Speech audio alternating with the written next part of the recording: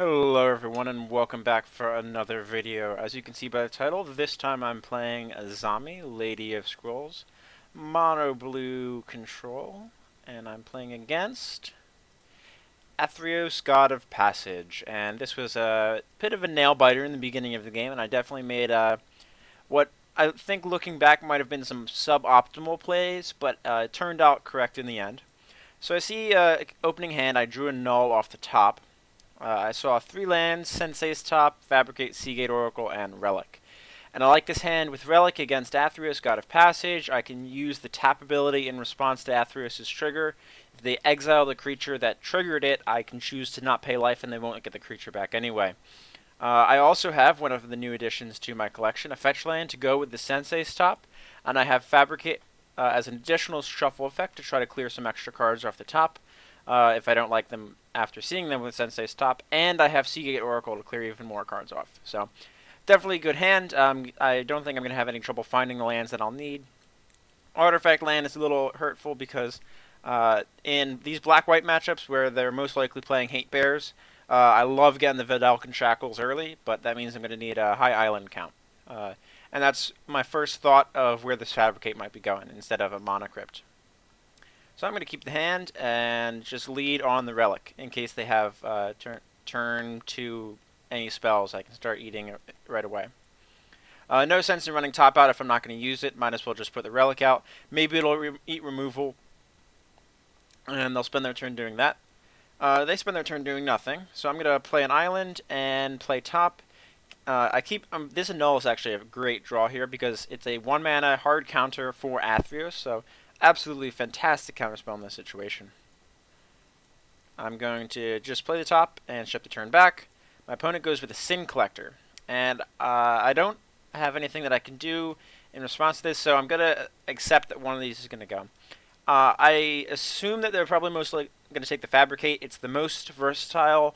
It's the most dangerous. They don't know what's in my deck, so Fabricate gets me the most options. That said, Annul is a hard counter to Athreos, and I don't think they realize that Annul does this, because they will take the Fabricate here.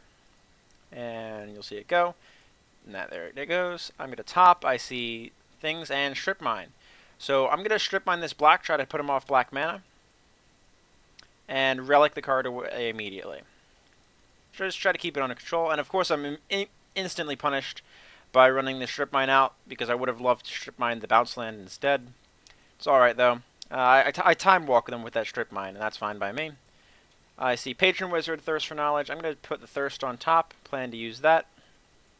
I'm just going to play a land and strip the turn back. I could get the Seagate Oracle here, but I really don't feel like I need to yet. Seagate Sin Collector comes in. 3 mana. I also want to be able to leave up mana for the Annul on Athreos if they decided to play Athreos this turn. And that's really Shrieking Grotesque.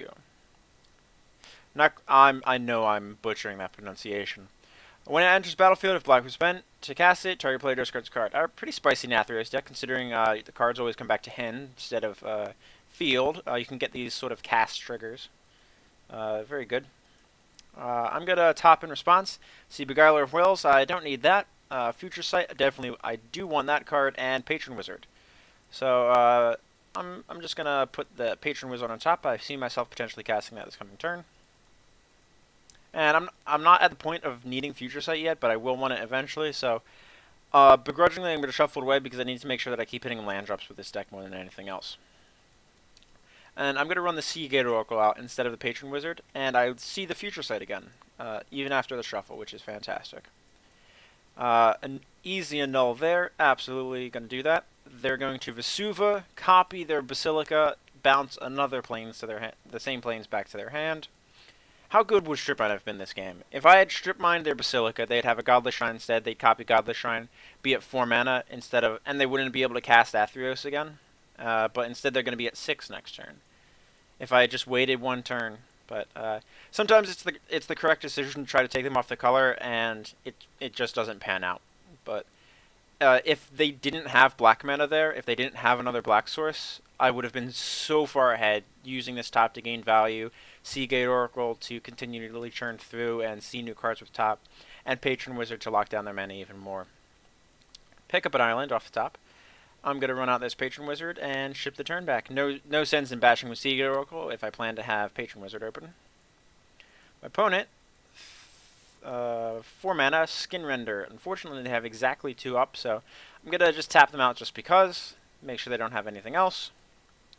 Skin Render is going to kill my Patron Wizard. I top first, see Mana Vault into Everflowing Chalice, and I like that turn. So I'm going to Chalice into Future Sight. We'll have 1 floating, and I'm going to just Everflowing Chalice for 1. I just want to develop my mana as much as possible here, and Future Sight just drew me 1 card, effectively. So, and it got me 1 mana into play. Or 1 additional mana into play, I should say. It also gives me the ability to top or use Relic if I need the Relic. My opponent thinks for a sec, decides that they're going to go with the Athreos this turn, and bash in again.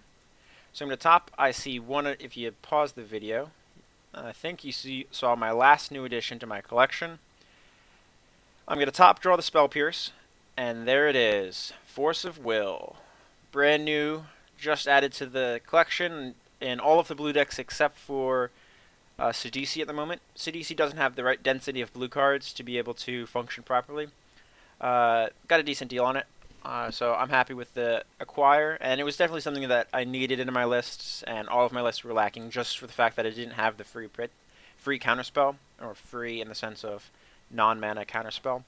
I'm happy with the pickup. I mean, it's more than I generally want to spend on Moto cards, but it's something that I'm sure all of you want to see in my competitive lists, and it's a great example of a card that is very good when you absolutely need it, but it's card disadvantage inherently. So you don't want to use it unless you absolutely have to.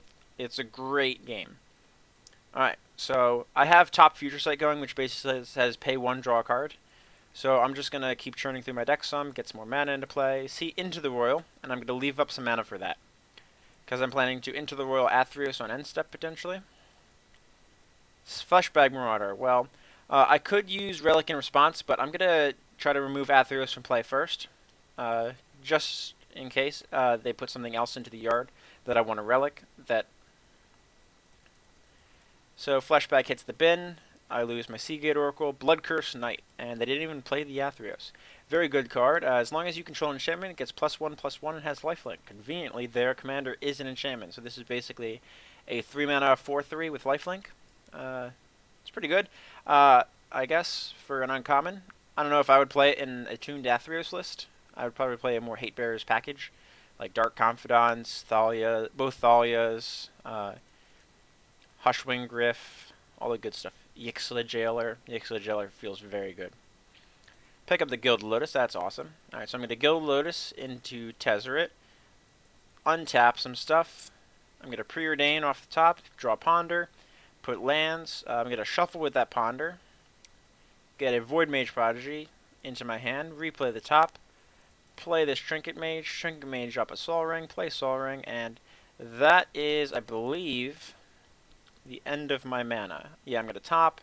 It's the Island Jace. I'm going to leave the island there, hiding the fact that I will have Jace next turn. Path to Exile.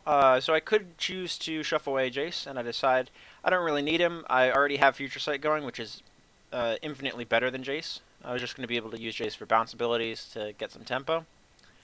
They do get to kill Tezzeret this turn, unfortunately, but I did want the untap there so I could continue getting value out of Future Sight. Because Tezzeret actually netted me 1 mana by untapping Lotus and Mana Vault. See the Sapphire Medallion, alright. And I think I set a stop on my upkeep while I was in this game.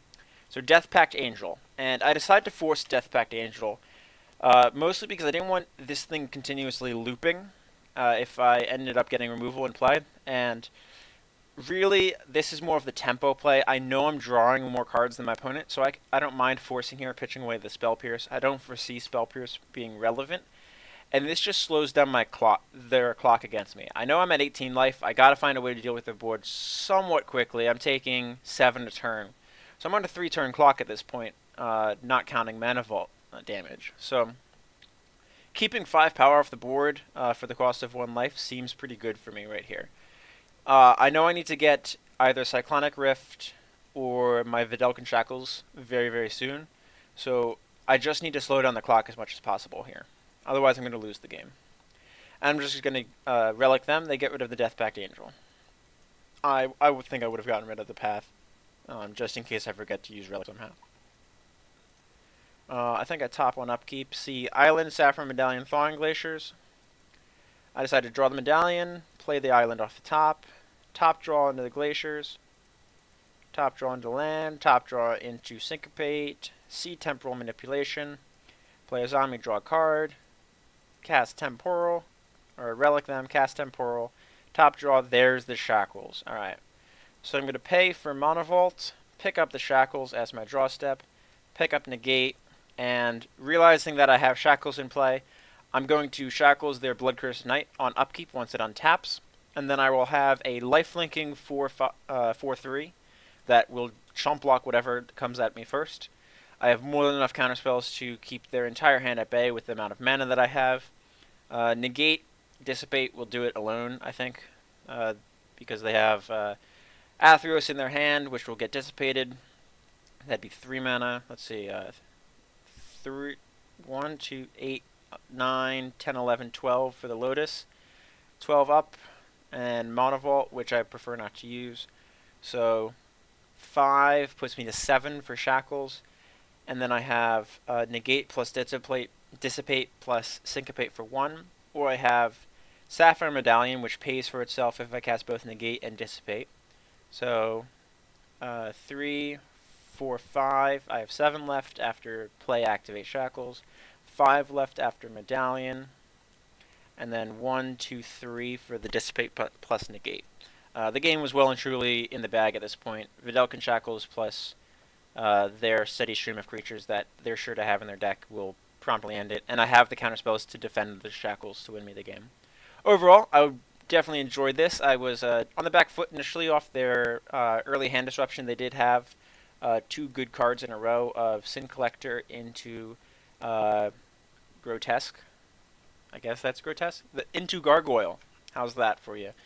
And that hand disruption can be pretty good, but it just wasn't followed up on. Like, my opponent was slow out of the gate after those early discards, and there was no other real disruption. And that's really the crux of these Hate Bears decks, is you need to keep the disruption going. If you play Thalia one turn, you need to play Hushwing Griff the following to prevent me from searching.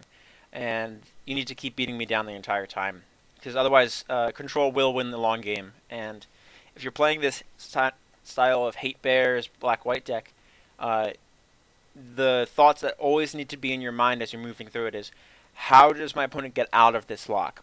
What can I do to prevent them from getting out of that lock? And generally that answer is, keep the threats coming, keep the disruption going as long as you possibly can. Discard if you're playing black, removal if you're playing white. Out-ramping them if you're in green, out-drawing them if you're in blue, depending on what kind of disruption stacks package that you're running. You always need to be assuming that you want to set up your board state to the point that your opponent cannot effectively combat it with the turn that they have, because you're not playing a reactive board. Playing Hate Bears is a proactive deck, and giving the other deck time to react is how Hate Bears loses games. So I wanted to talk about the archetype a little bit as well. I think Athreos is rather strong for the Hate Bears deck just because it's either pressure against the opponent if I'm disrupting them, or it's a 5-power beater, and if it's not pressure, you're getting your Hate Bears back. So against mono blue, it's not as good because I'm not killing creatures. Generally, I'm stealing them or bouncing them, so Athreos is less strong. There's other good commanders. I can think of Tysa, but 3-mana Tysa tends to be very combo oriented. I wouldn't hate Eily, Eternal Pilgrim, just because she comes down earlier than Athreos, and her effect might be a little bit better, especially in the control matchup, which Hate Bears generally wants to be strong in. So maybe it's a win more in the control matchup, win less in the aggro matchup, but usually your creatures match up against aggro's early creatures well anyway. Alright, I hope you enjoyed the gameplay, and I hope you enjoyed getting to see my brand new spell that I've acquired for my account. Don't forget to like, subscribe, and share the video to anyone you think might enjoy, and I'll see you all in the next one.